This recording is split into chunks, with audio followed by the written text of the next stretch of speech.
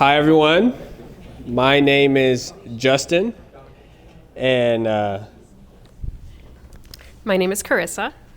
and we're so excited to have you at our first Faith and Finance panel. Let's give a hand. Before we get into it, let's start with a word of prayer. Father, thank you so much for the ability to come together and learn how to grow your kingdom with the resources you've given us. Bless the conversation. Allow the panelists to recall the wisdom you've taught them throughout the years, and may the information learned here form families, communities for your glory. In Jesus' name, amen. All right.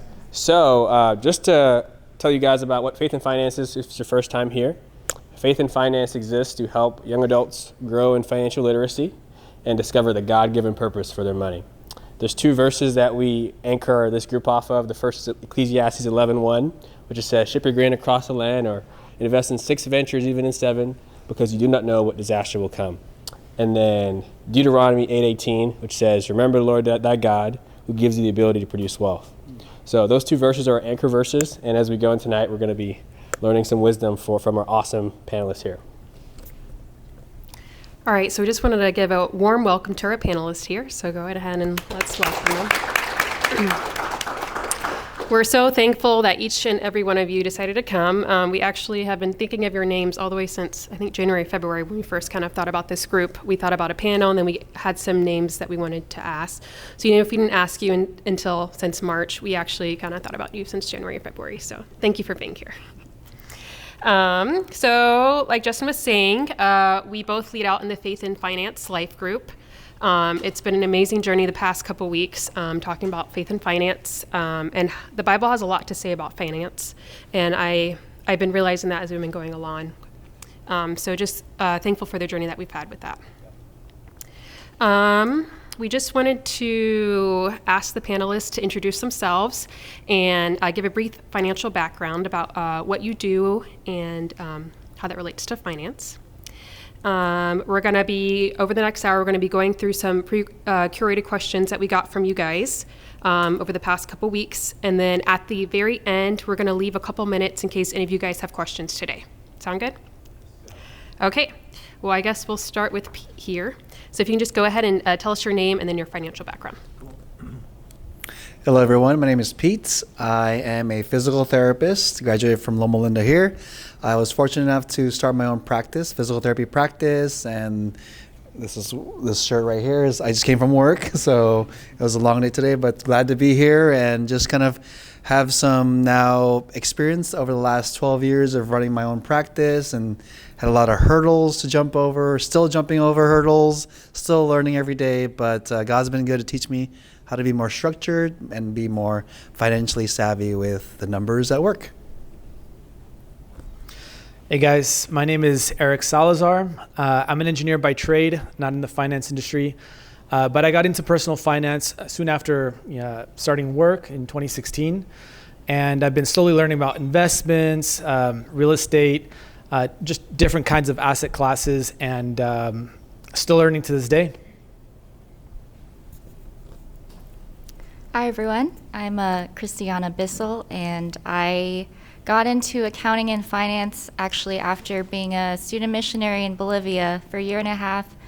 When I was there kind of in the mission field, I realized that there's not a lot of people that go into accounting and finance and use that to help nonprofits or ministries, and my heart was really touched by the gospel, by the Adventist message, and so I was really, looking for a way to contribute to ministry. So went to grad school, got my CPA license, worked as an auditor in the Adventist Church for 5 years, and recently just transitioned out into finance and am working here at the Loma Linda Med Center. Hi, my name is John Wynn. Like we're gonna win this game, and then or win souls. There we go. My background is that I squandered my wealth, or every single dollar I made, from age 20 all the way to age 30, and nothing to show for. And then I found this guy named Dave Ramsey, and he changed my life. He taught me this mentality that, hey, wealth doesn't belong to you, it belongs to God. You're just an asset manager. And because of that, I got on my knees and I said, hey, God, dig me out of this debt hole that I'm in, and then build me back up. And so for the past 8 years, he's been so great. I've practically hit every financial milestone that I can think of. He's blessed me more than my wife and I, more than we can ever expect. Goals would be, so I'm a fundraising professional. That's my thing. Been doing that for the past 15 years. I help universities and other ministries raise millions of dollars every year. And started my own business about 5 years ago. Decided to quit my daytime job, go into that. My wife and I do a couple real estate investments on the side and other types of investments as well too. Our goal is to retire 3 generations. My parents, ourselves, and our son, or our kids, right? And that is a huge task. But so far, by the grace of God, we were able to do 1 generation already. So thank you for that. And then, let's see. Didn't come from wealth and $0 from parents. Hi, I'm Greg Nelson. I have been investing basically my whole life, over 40 years. Started when I was really young.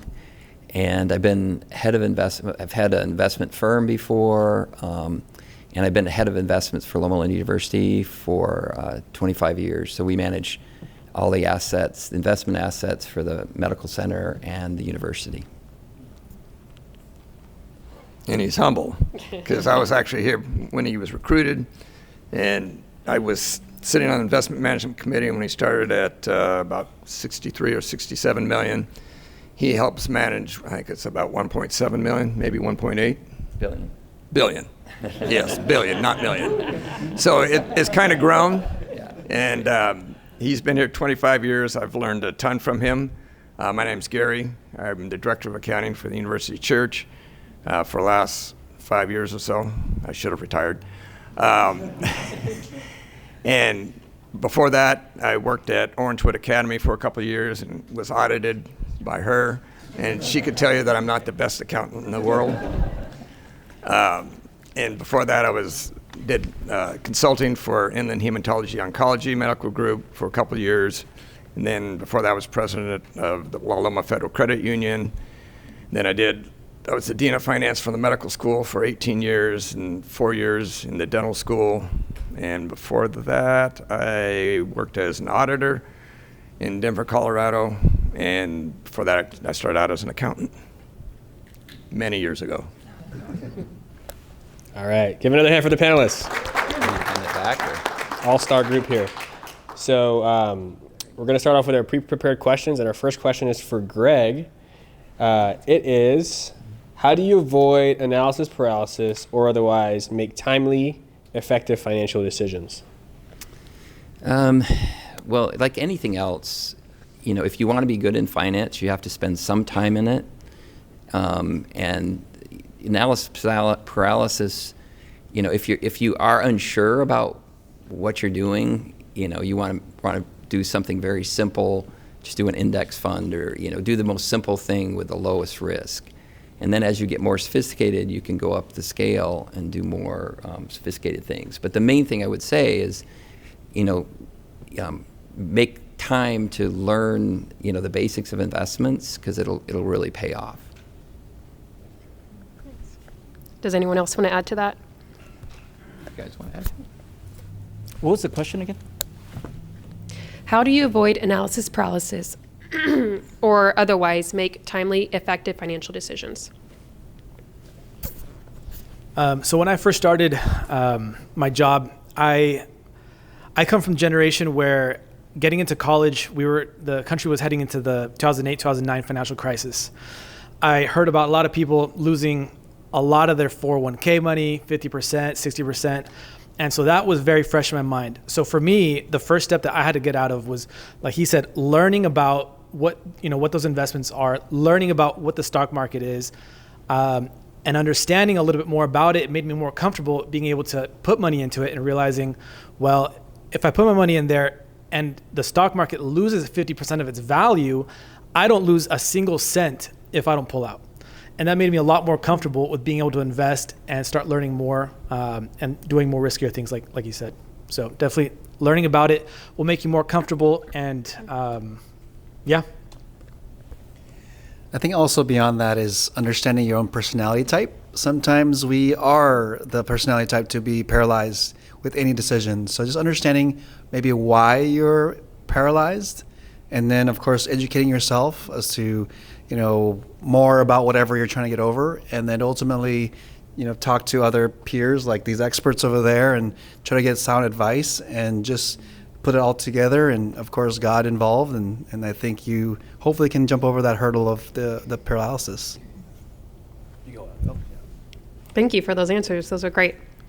Okay, we're going to move on. So the next question is for John.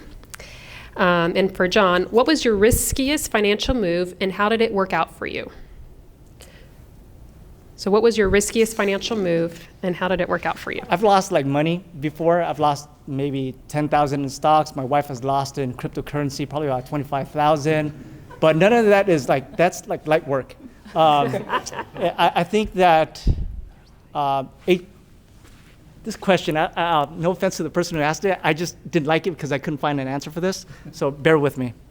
Probably my riskiest one was age 27, bought my first rental property, okay? And bought my first rental property, rented it out. But here's the thing, the person I rented out to was a scam artist. In fact, when he let out and wouldn't pay rent for several different months. On top of that, I had to hire a lawyer to get on top of that. At the end of it, I probably lost about $20,000 total. This guy was such a scam artist that I found DVDs of him learning about the court system, okay? And I told myself, I would never be in that situation ever again. And age 27, you don't have a lot of margin, meaning that there's not a lot of pad, right? So when in some months that you can't make rent, boom, you have to take that on and that dips into your paycheck and so forth, right? You go a lawyer route and it dips into that as well too. So whenever I do my investments nowadays, I know that whether or not I'm able to handle those litigation aspects as well too. So as you grow your portfolio, what I do is I offset those risks by tenants not paying rent and at the same time being able to afford proper lawyers to be able to back me up. I was able to evict like recent people as well too as a result of that. Yeah, if anybody had one more hand to add to that, or no? All right. Oh, yeah. Well, running a business is very risky. I started at 2015.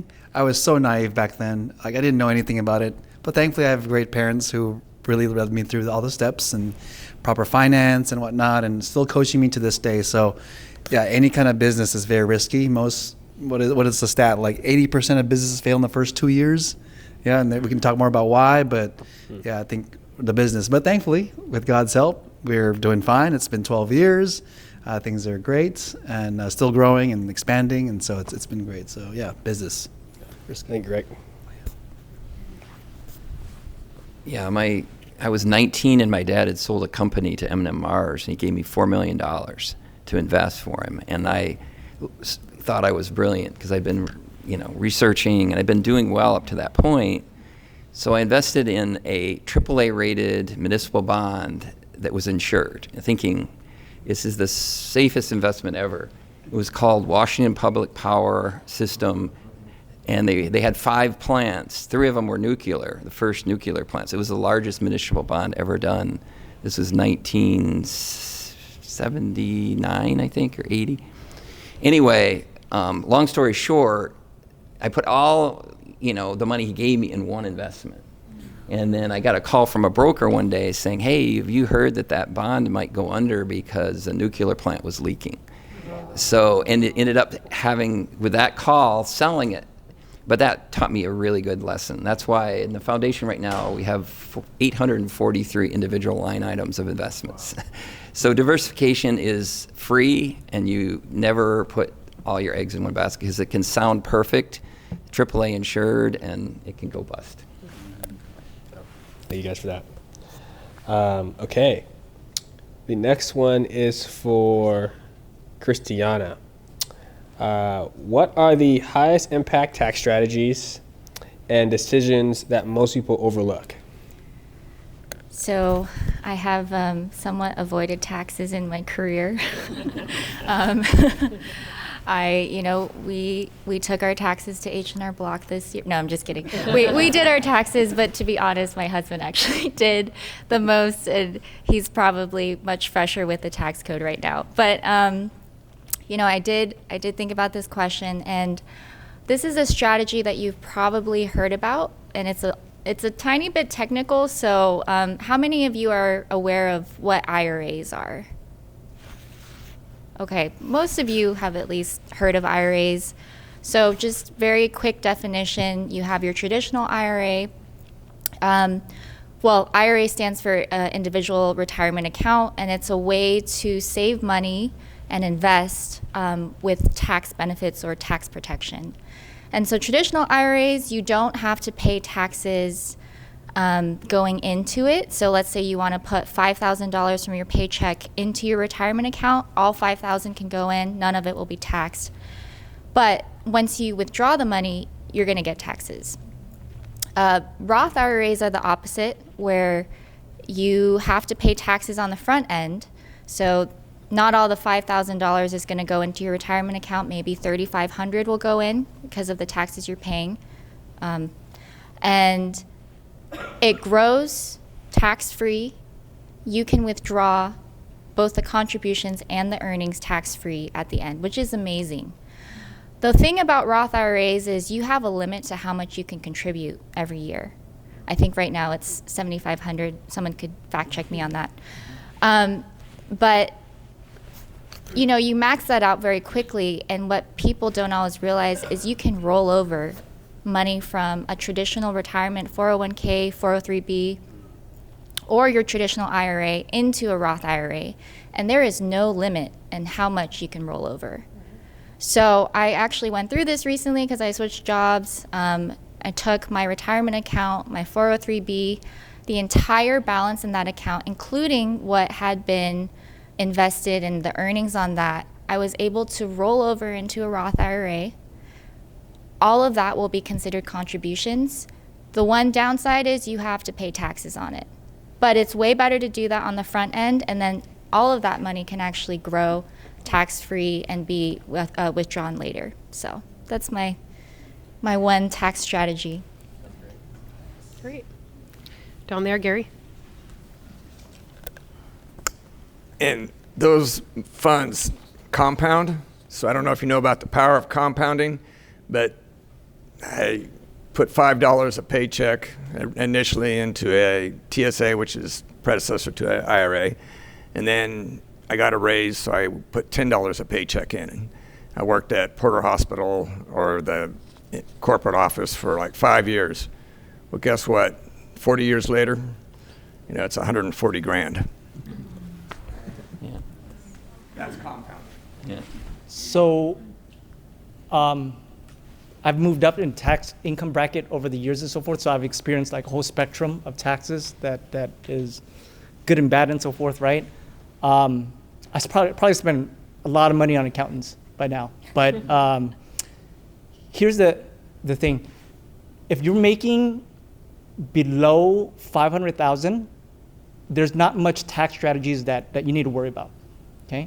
The best tax strategies is what she just talked about, the IRA accounts and the Roth IRAs. Once you reach that threshold of 500,000 and above, things start to get changed. You start accessing a whole different level of tax. You have to be more creative in a way that you approach certain strategies and so forth, right? So other than that, if you're below, I wouldn't worry so much about tax strategies in terms of that, just invest in those things. But I will say this, if you have a partner and you have a partner's daytime job, and what's helped out for my wife and I is the other spouse starts a business, because that business has like tons of other tax write-offs and so forth as a result of that.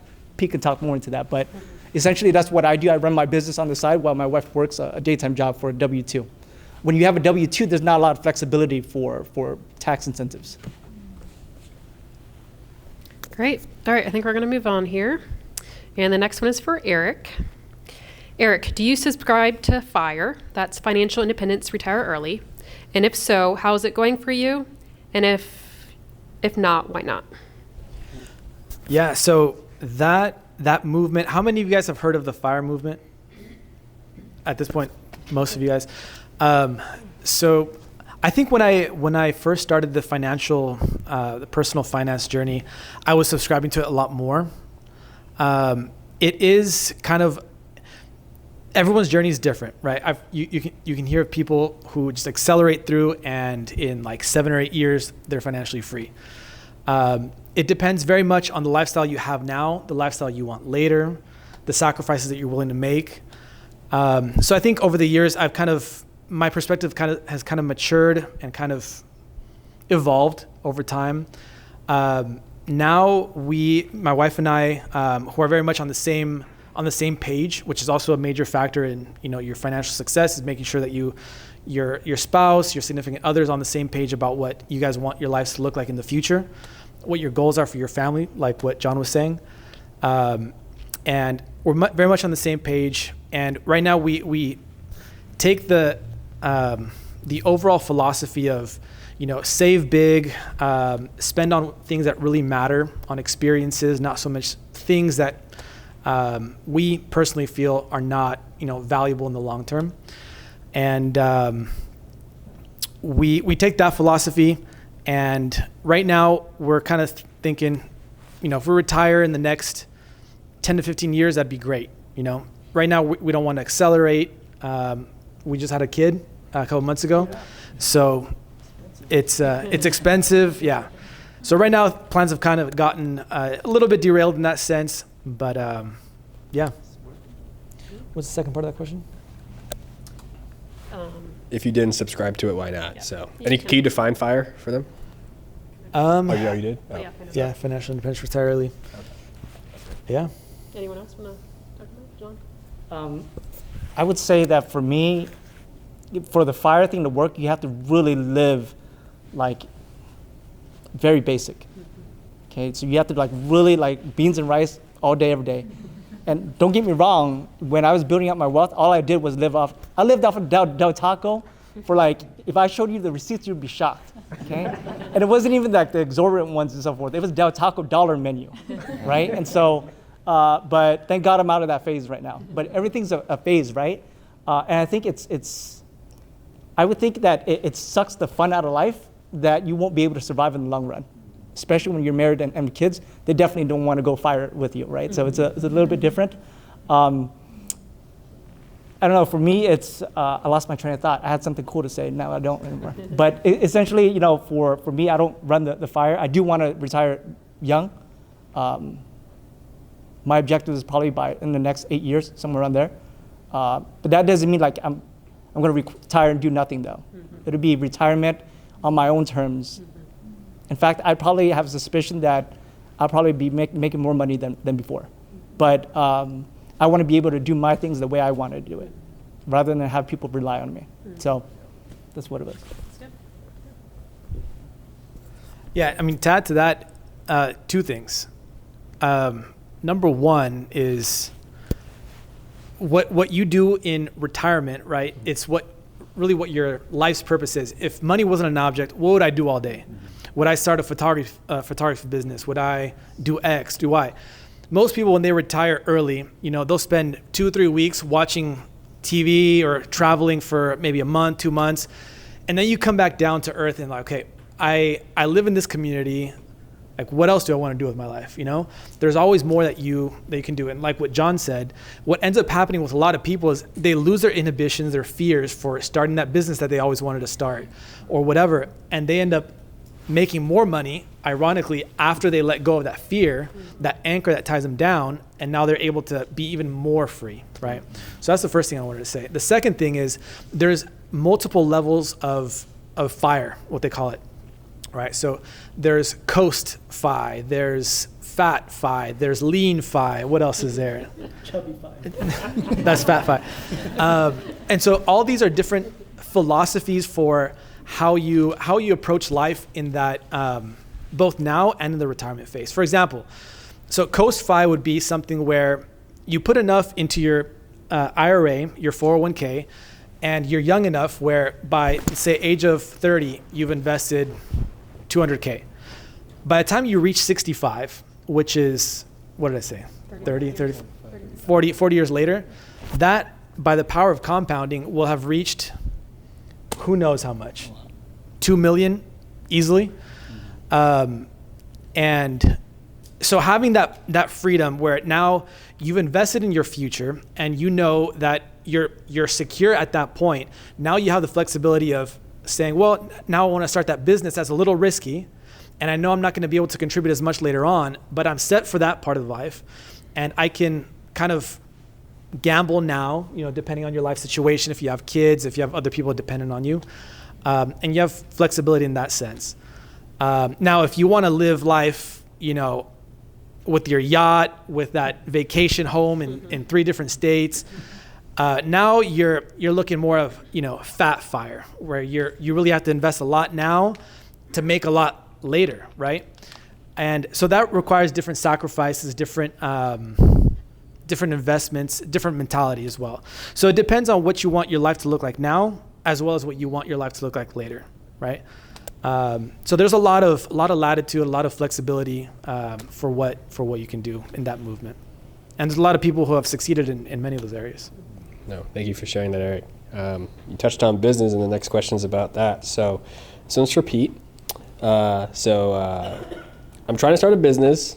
What are some of the biggest financial challenges you face when it comes to managing a business? Great question. Who here is going to start a business in the next year? All right, cool. A few hand. Oh, you're always hustling, Ron. Yeah. Okay. Nice. There are a lot of challenges. Financial is just one of the many challenges of a business. I think for me, the biggest challenge, weirdly enough, is not knowing your numbers. Is not knowing how much is coming in, how much going out, having reports. I'm sure these guys do reports, look at reports all day. So knowing the numbers, I think, is the top thing that I would recommend to people. So you kind of have to be a numbers person if you want to be, I would say, a successful business owner, or hire someone to do that, right? I think John was the one that pointed me to E-Myth, the book with Dr. Gerber. It talks about 3 different hats you have to wear to run a successful business. You have to wear the technician hat, which is everyone here is a technician. PT, baker, doctor, whatever is your technician, right? The second hat you have to wear is the manager hat, someone that deals with the day-to-day, the numbers, what's happening currently. Then you have the entrepreneur hat. Someone has to look forward to the future, pivoting, like the company Allbirds just went bankrupt, and I used to wear Allbirds. Yeah, they did, just last 2 weeks ago. Now they got bought out by venture capital. Now they're an AI company, which is probably going to flop. But again, just knowing the future. They weren't focused on the right customer client. They were confused. They had like 4 different avatars. You got to focus on 1 or 2. We have 3, but we have different campaigns for each thing. We're not trying to jump around. So I guess knowing your numbers is important, and that goes to everything across the board. My wife helps me with some of the numbers too, which is great. And so knowing your numbers. It took me about 7 years to kind of figure that out. And with AI now, man, you can do, the sky is the limit with number knowing. And don't tell everyone, but I put sometimes, without the patient information, I put some reports and numbers into AI, and it spits out numbers. Fact check it, of course. But it helps me speed up the process of knowing my numbers. And so, that's what I would say. Just learn, maybe read E-Myth and kind of understand what each hat requires, and understand what it takes to run a successful, nice, well-oiled machine. That's my goal, to have a very systematized machine of a business. And just know your numbers. What's the question again? I'm trying to start a business. What are some of the biggest financial challenges you face when it comes to managing a business? So I'm actually doing a startup right now. We help dating couples find out whether or not they're compatible for marriage, right? And so it's called Clarity Before Commitment. So, and shameless plug, we've done it for 300 couples already, or 300 individuals, and 0 divorces. Wow. So with that,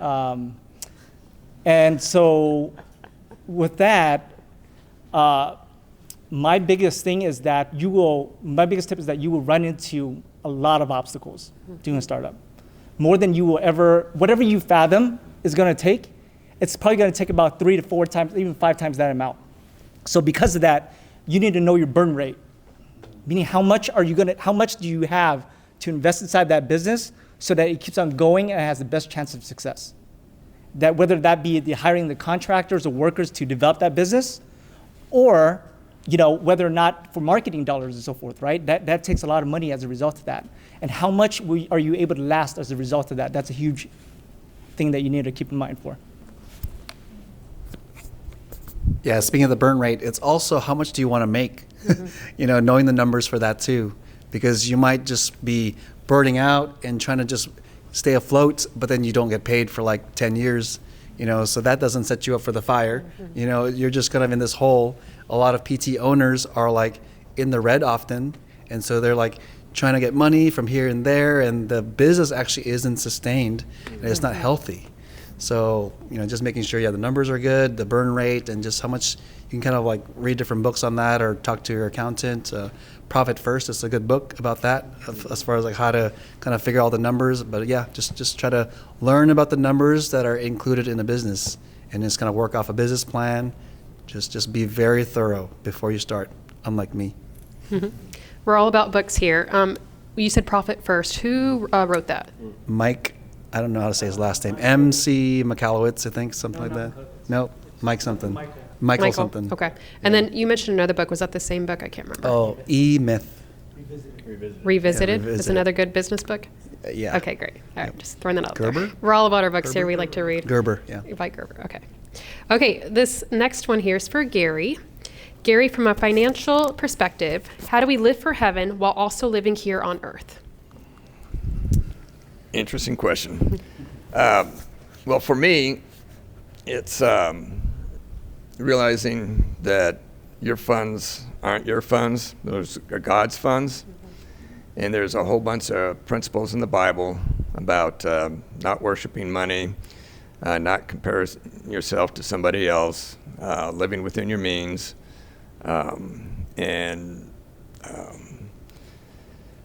So, I guess that's really the first step. And then following those principles enables you to live a life more at peace and not always being worried about, what your friends are driving or how big a house they have or anything else. And so, if you live your life that way, when you get to be my age, you go, oh my gosh, I could actually go to work and be 100% truthful and be myself, and if they fire me, that's okay.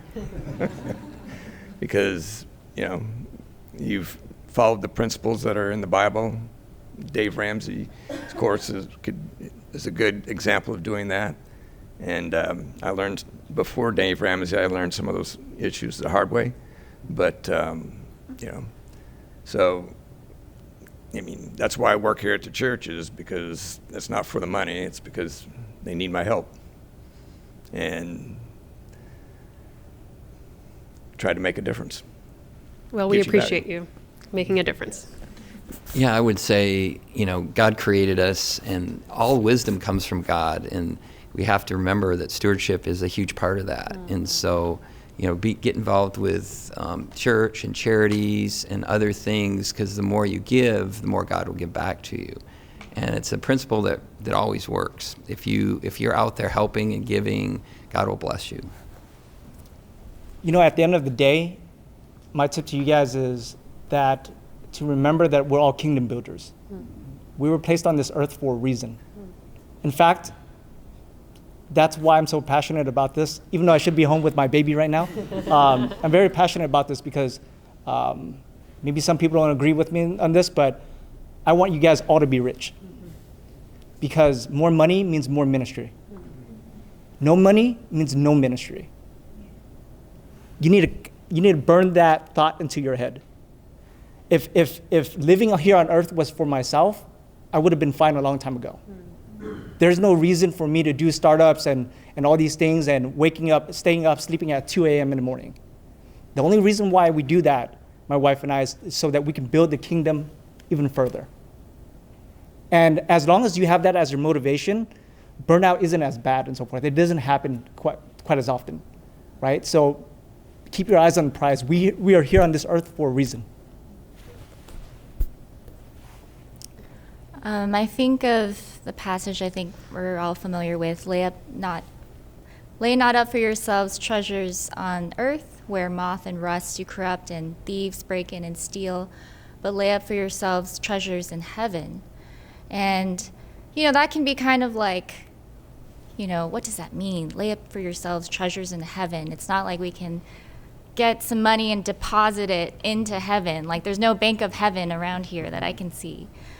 But I think about that, like, how do we lay up treasures?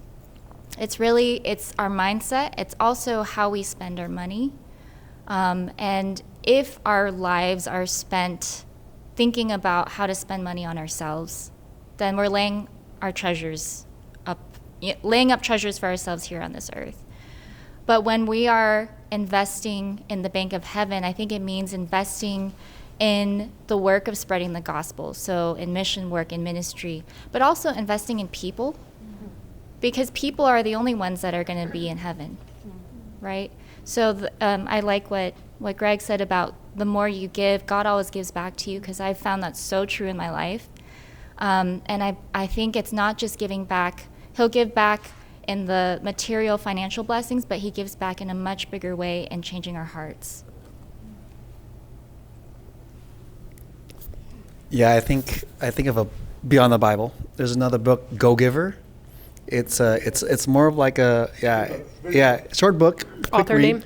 What's that? Author name? I don't remember. Remember the name? I'll have to get the name. Yeah, it's like one of the top books in like ever.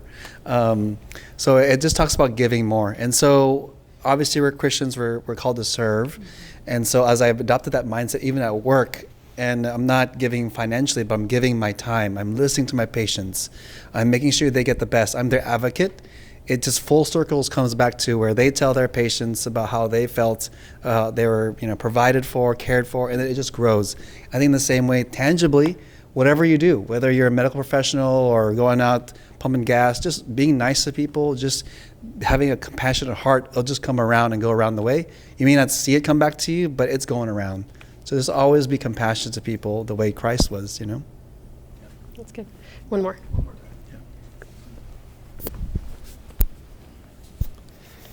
So everybody has a talent, and tomorrow night it's the Loma Linda's finance committee for the city.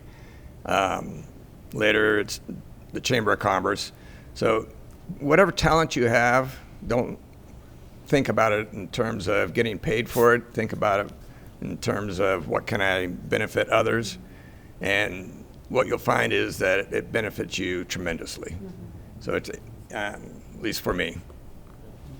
Yeah, another good book is called The Hole in the Gospel. It's a guy that was very rich, very successful, had his own company, and then he ended up taking over Compassion International and helping kids and stuff, and it's a really good book. Great. Okay, we're going to move on here. We're going to do a hard pivot from heaven back to earth, and we're going to talk about taxes again. This question was directed at Christiana, but to be honest, I think we kind of touched on it a little bit before, and that's how do I decrease taxes? And I think John kind of talked about, it's kind of hard to decrease it if you're making under 500 grand or 500 grand. And on W-2. For a W-2. But if you guys have any other insight on that, be welcome for that. Since we're talking about giving, if you itemize your deductions, the more that you give, the less taxes you will pay. That's just a very, very literal answer to that question. How can I pay less taxes? You can give more and deduct more. Yeah, and then, like at Loma Linda, we have match. So if you are doing your 401k, you put the money in that and put as much as you can, and then they'll match it. That builds tax-free. That's a really, really good way to save. And then add a Roth IRA to that. So maximize everything that you can put in pre-tax. That's a huge benefit at you guys' age. You want to make sure you know what your match is. Is there any other way to get money in there that can grow tax-free and tax-deferred? Rentals. If you have a rental and you charge $1,000 a month, you bring in $12,000 in cash. If you paid $180,000 for it, you can depreciate it over 20 years. That means you only have income of maybe $2,000-$3,000, but you have cash of $12,000. So yes, there's a lot of hassles with rentals, but there's a lot of benefits as well, especially if it's a place you want to go and spend some time. And have it tax deductible because you're going out there to work. And play. So that's a really good one, by the way. That's a really good one. One of the other ways that I thought is clever is, I would say this: if you manage God's money the way that God intended it to be, I have no doubt that literally, like, I believe that if you follow God's way of doing things, all of you will be multimillionaires by just doing your Roth IRA and 401ks and so forth. In fact, by the time you get up there, you probably won't even need those mechanisms to retire. And once you have that, you're able to use the 401ks that you've saved up for a long time and use that to give to philanthropy. Instead of paying taxes to the man, you can roll that over and give it to your favorite charity. And as a result of that, you go tax-free as a result, right? So they get 100% of that. So that's probably one of the strategies that you might want to use for the long run. I use my 401ks and our Roth IRAs as a backup of a backup of a backup. But knowing full well that later on when we give even more, we're able to use that as our tax advantage. I'm not an accountant, but I read on this stuff often. So I think in this age demographic, 20s plus 30s, health insurance, I believe you can do a high yield savings account and put that money into it, and it's, I think, tax deferred. Yeah, it's that rule. So don't quote me on it, but if you sign up for like a high yield savings account that has like a medical insurance, you can like put money in. That money will grow, and then so when you are older, you can use that money for medical expenses. Because when you're older, a lot of your expenses are medical expenses. So that's like, I think, another way, to kind of. 65, it will then roll over. It can be used for anything. Yeah, 65 rolls over, can use for anything beyond medical expenses. So, yeah, whatever I said, look it up. Fact check me on I think it was that. a health savings account, right? Health savings account. So That one, did you mention you can invest the money in it? No, please continue. So I the limit this year I think is like 45, 6,500, something like that. So it's not too much, but if you start doing it again young, when you're in your 20s, 30s, by the time you get to retirement age, when you're actually hopefully then needing medical or you having a lot of medical expenses to cover, your balance is going to be very high, and it's like you said, tax free in the beginning, growth, and at the end when you pull it out. So a huge game changer, especially for a lot of you guys are young. Yeah. Awesome. So we're going to pivot away from the pre-planned, it's not planned, but from the individual selected questions. So this one is, and whoever raised their hand first can get it. What is the most practical advice you can give when trying to buy a house or invest in real estate for our generation, ages 18 to 35?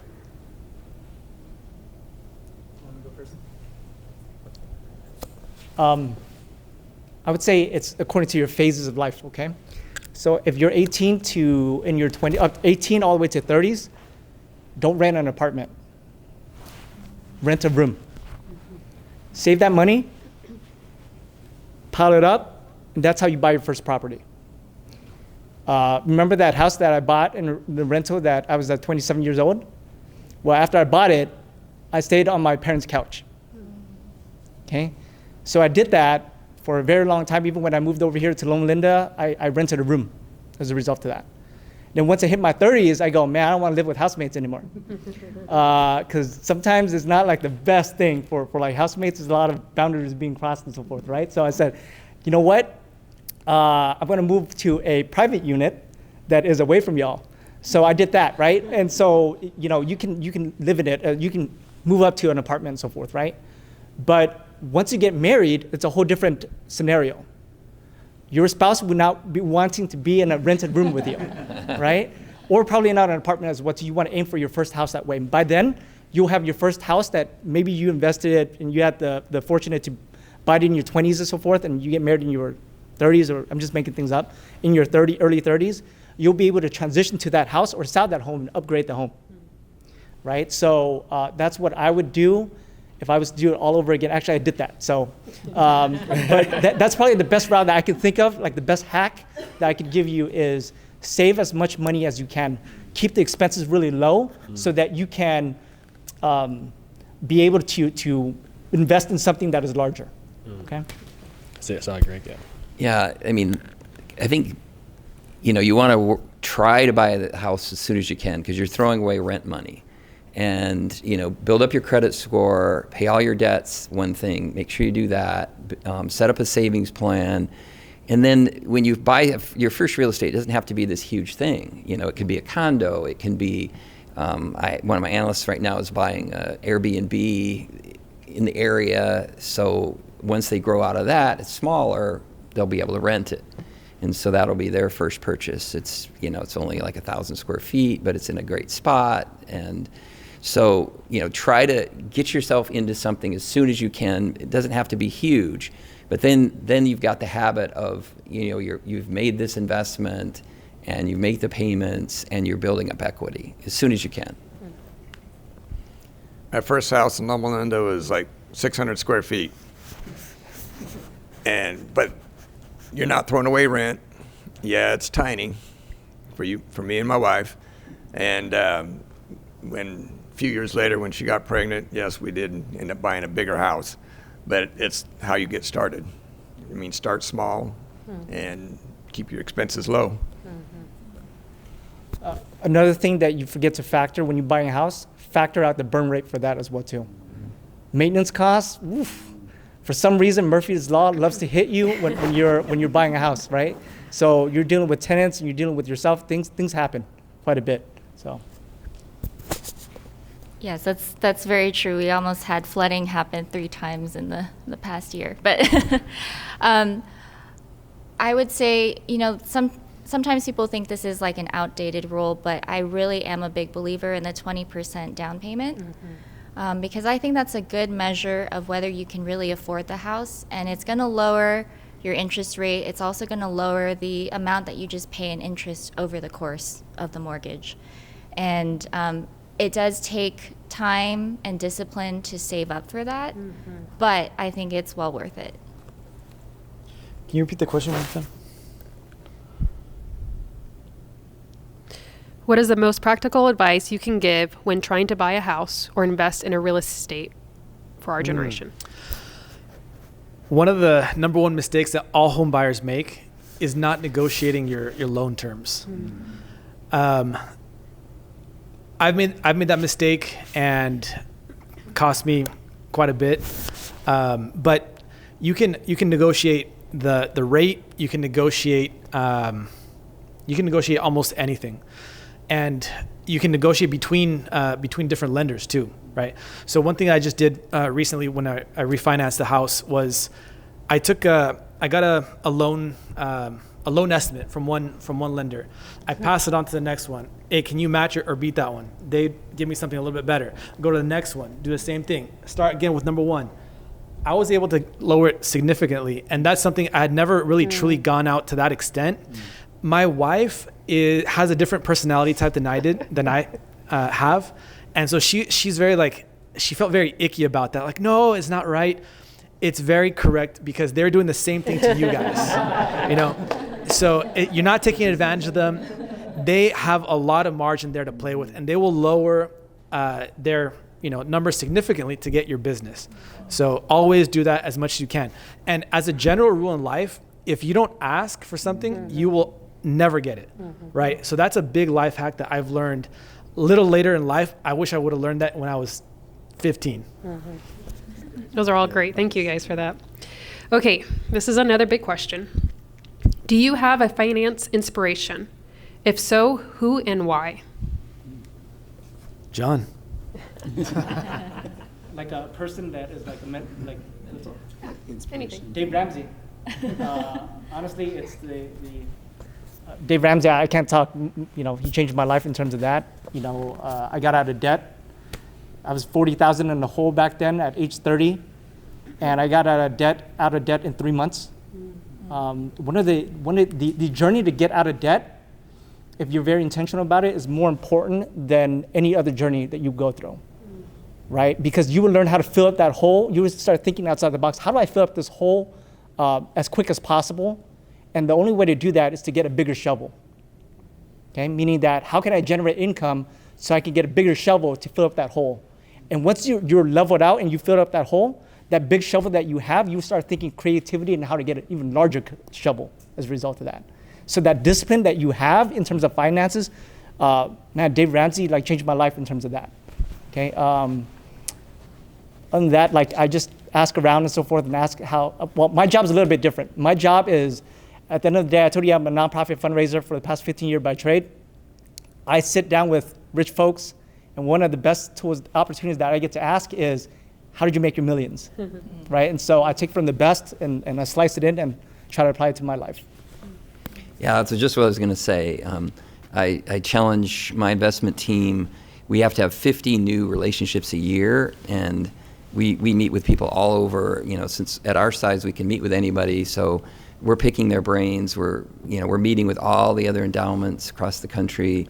And out of those 50, we want to get about 100 investment ideas, managers, and we're sifting that down. So one thing you want to do at your age is realize that you never have all the answers. You're always asking, you're always thinking, you're always trying to figure out, can I do this better? And do that through your whole life, and you'll be really fine. So, everybody you talk to has ideas, and of course, you have to sift those out and figure out, what makes sense for you. But you always want to be learning. 3, Dave Ramsey, great. I've taught it twice here at the church. I wish they taught it more. James Rickards, he's written a whole bunch of books on finance. He's contrarian. He's a lawyer and a macroeconomist, but he's got great advice. And who was the third? Early dementia. I don't remember. If it comes back, I'll tell you. Okay. Has anyone heard of George Mueller? Mm-hmm. Okay. Well, he's from the 1800s, but this is kind of a different angle, but I am inspired because George Mueller, he went out by faith. He wanted to help orphans in England. He built 5 to 6 orphanages, and apparently it was around 100,000 pounds went through his organization throughout the course of his career, which in today's money is billions of dollars. And he didn't ask for a penny. He never did fundraising campaigns. He always just prayed and brought his requests to God. And I'm inspired by that example of that combination of really good financial stewardship, because he was so meticulous in the records that he kept and every penny that he spent, but also had the faith that God would provide what he needed. I love the story of Joseph in the Bible. There's so many practical, relational things that you can do when you dissect the stories of when things turned for him. And so, just doing a nice study on Joseph will honestly set you off for a good path. And so, That's great stuff. Thank you, guys. All right. Is it better to pay off student loans first and then invest, or can I invest while paying off loans? Big question. Depends on your interest rate, right? If you have a high interest rate, whether it's student loan debt or any other kind of debt, pay that off first. If you have 4% interest rate, 3% interest rate, keep that, right? You get a higher investment. For me personally, I would get rid of that debt as fast as possible. Again, the process of getting out of that debt will cause you to be very innovative with your money. And that skill, you can't replicate that skill. You need to be in the process in order to get out of that, right? So for me personally, I think you should get out as fast as possible. The only debt that I hold are real estate debt. Other than that, I don't have credit card debt or car debts and so forth or anything like that. What you want to do is, especially when you're working for your first home, they will analyze how much debt to income ratio you have. So if you owe $100,000 and so forth, you're going to have a very difficult time getting that loan from the bank as a result of that. The rate will be higher. The rate will be higher as well too. So what you want to do is you want to position yourself as the most favorable outcome, And when you lower down your personal risk, you're able to increase your business risk on the other side, your investment risk on the other side, right? Yeah, and a lot of it depends on your personality. If you're very disciplined, maybe pay down 2/3 and invest 1/3. If you know you've got a plan to pay it off for sure, and you're not gonna, but if not, you'll stress out by having that debt. So just pay it off if you're not that disciplined. Well, my wife is very disciplined, and I'm somewhat disciplined. And so I have a 2.37% debt on my house. And we have a high yield savings account, yields 4.5%. And so I have the money to pay it off, but I really like that extra 3%. But when I retire and I'm not collecting a W-2 anymore, we will pay off our final debt. I'm not that disciplined, so. Okay, we're gonna do one more, and then after that, we're gonna open it up for questions. Okay, so last one here. What is the worst financial advice you have ever heard of or seen online that people fall for?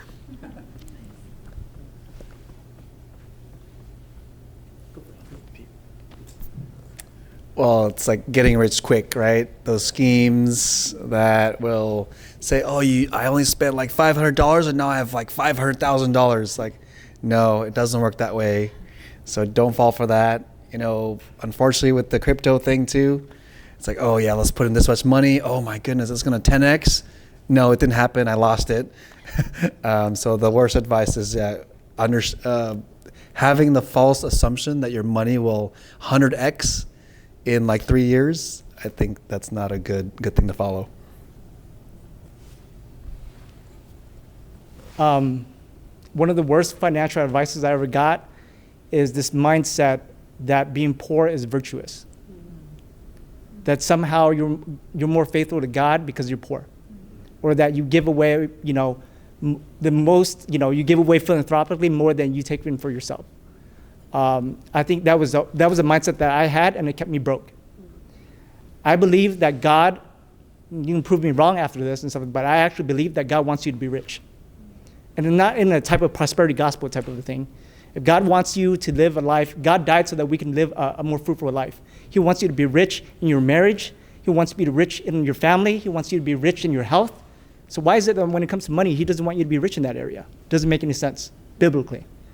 So until I reframed my mindset of that gave me permission to continue to go forward, that thing was like a 50-pound weight around my ankle when I'm trying to swim.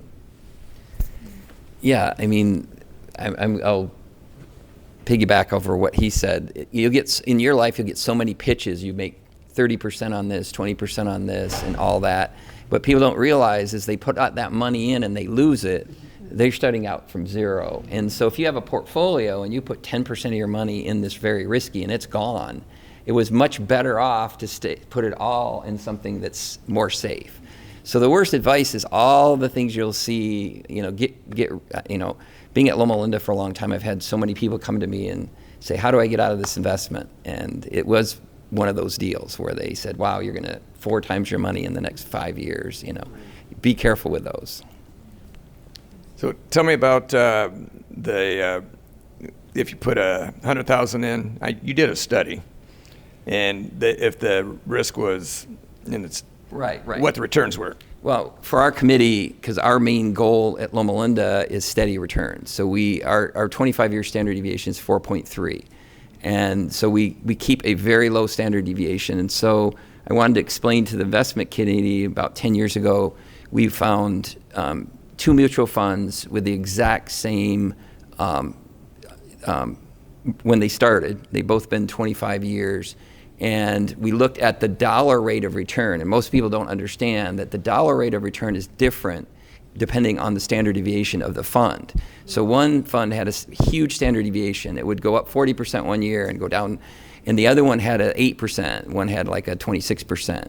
They had almost the same return over those 20 years.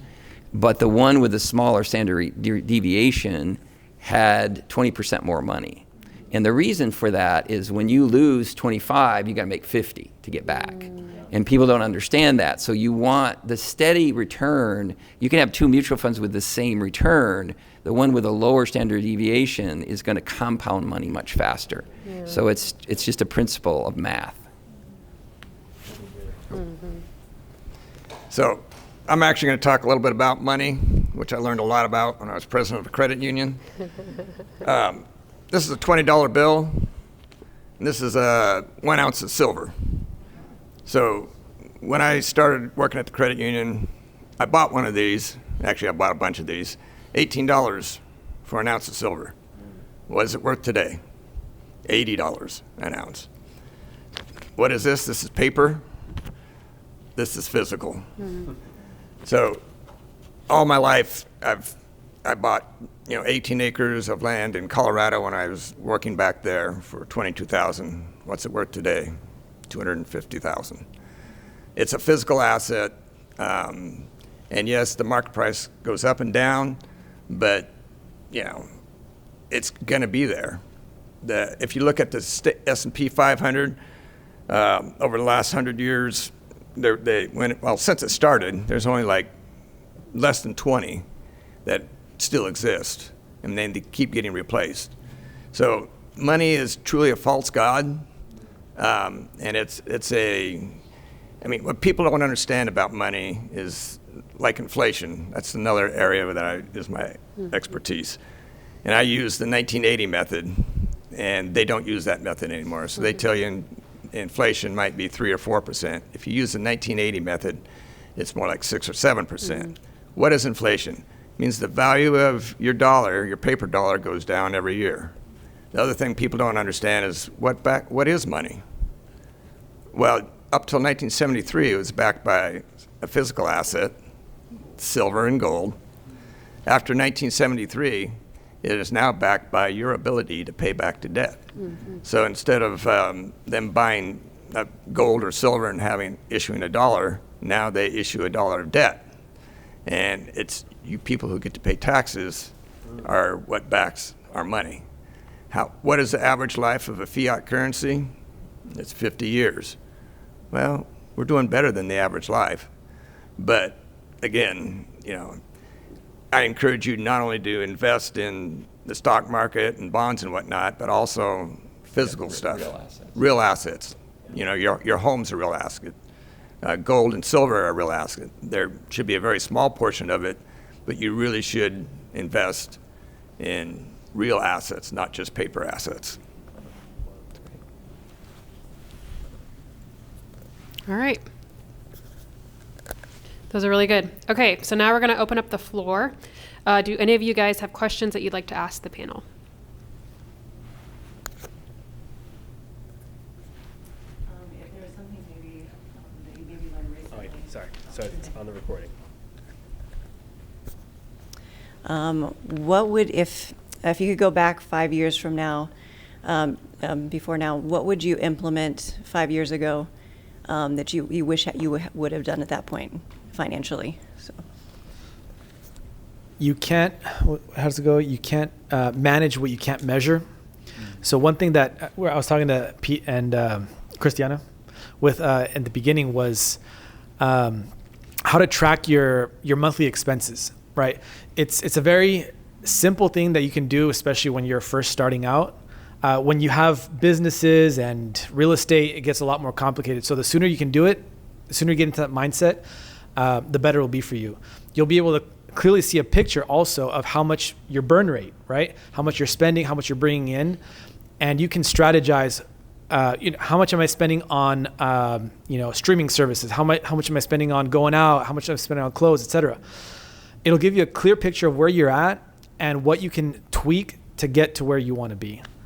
So that's a big one that I wish I would have done more diligently 5 years ago, because it was kind of like loosey-goosey. I know kind of how much I'm spending, but it wasn't an exact science, and I wish I would have really nailed it down.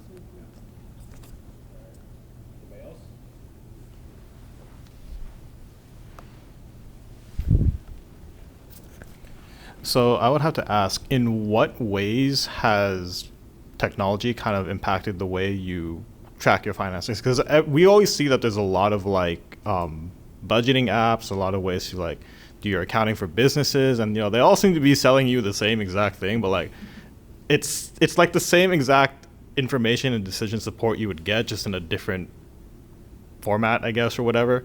So I kind of just wanted to know what your take was on that. Yeah, when I first started 8-9 years ago, there was a website called Personal Capital. I don't know if any of you guys have heard about it. It's pretty much a net worth tracker. So you link your bank accounts to it, your investment accounts, credit card accounts, depending on how you feel about giving a company that information. I did it. I've had a great experience with it, but it was able to track my net worth over time. It brings in your expenses to be able to label your expenses and kind of track it that way. Free. You could also use an Excel sheet, very simple, but again, when you're starting out, it's easier to start that kind of by hand, and you have a good view of what that looks like. And then as things get more complicated, then you start bringing in apps or programs that are paid, or professionals even. But yeah, you could definitely start off with free things. You don't need to pay for something when you're starting out. I personally use YNAB. You need a budget. Dude, works wonders.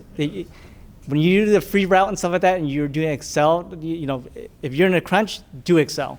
But it's worth the investment because it syncs automatically to your debit account, right? And you're able to, whenever you spend, it's able to go into those budgets and so forth, right? Does anybody know the envelope system from Dave Ramsey?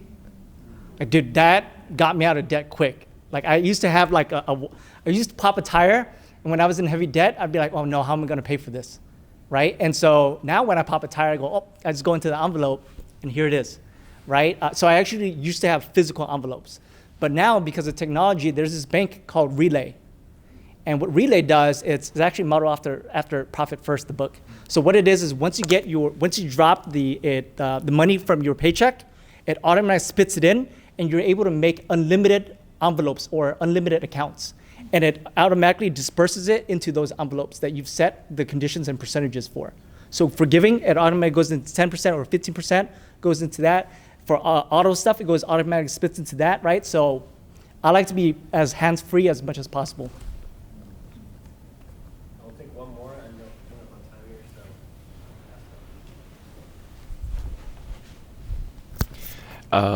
So how do you guys see AI playing into just the investment role or making money? Yeah, and we use it quite a bit in the investment team, but we use it as a, kind of a fact checker. Even though it's only like 80% accurate, you can see things that you wouldn't see normally. So if you're looking at an investment, you're studying it, and you do all your research, you can use AI and use all the different ones, and then it might bring up another angle that you didn't see. So it's very good that way. And then it's going to get more used in a lot of different. We're in this probably the first inning of AI, so it is going to get much more smarter. So it's very good to learn how to use it, because it's going to it's a very, very good tool.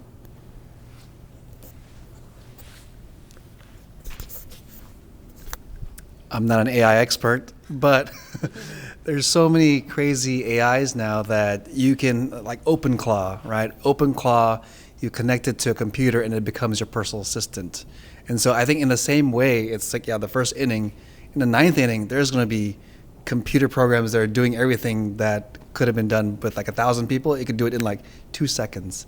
So yeah, it's going to be, I don't know, I can't foreshadow the future, but it's going to be crazy in like 3 years how things happen and how everything is all connected. Yeah, it's going to be really quick too. But don't forget, it's only about 80% accurate. Yeah, and it's not fully accurate. Yeah. Give a round of hand for our panelists.